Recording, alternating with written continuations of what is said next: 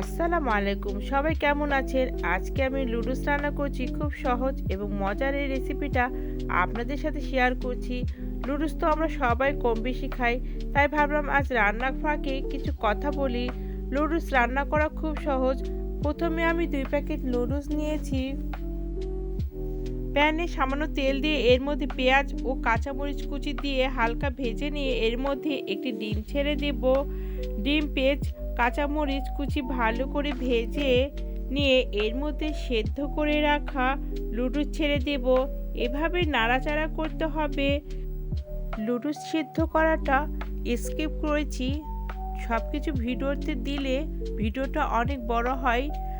এখানে আমি এবার দিয়ে দেব লুডুস মশলা। লুডুস মশলা দেওয়ার পর ভালোভাবে নেড়ে চেড়ে নেব। এই পর্যায়ে আমি দিয়ে দিব 3 চামচ পরিমাণ টমেটো সস। আপনারা যার যতটুকু পরিমাণ মতো দিতে পারেন। এভাবে নাড়াচাড়া করার পর এই পর্যায়ে আমি দিয়ে দেব 3 চামচ পরিমাণ সয়া সস। আবারও ভালো করে নাড়াচাড়া করে নেব। এটা খুব মজার, আর বাচ্চা থেকে বড় সবাই এটা খেতে ভালোবাসে।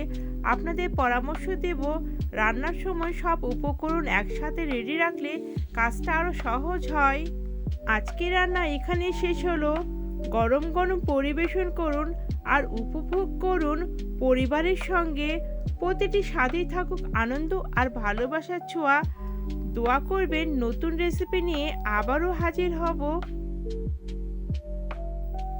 আমার এই ভিডিওটি যদি আপনাদের ভালো লেগে থাকে তাহলে প্লিজ কমেন্ট ও শেয়ার করে দেবেন। আজকের মতো বিদায় নিচ্ছি। আল্লাহ হাফেজ।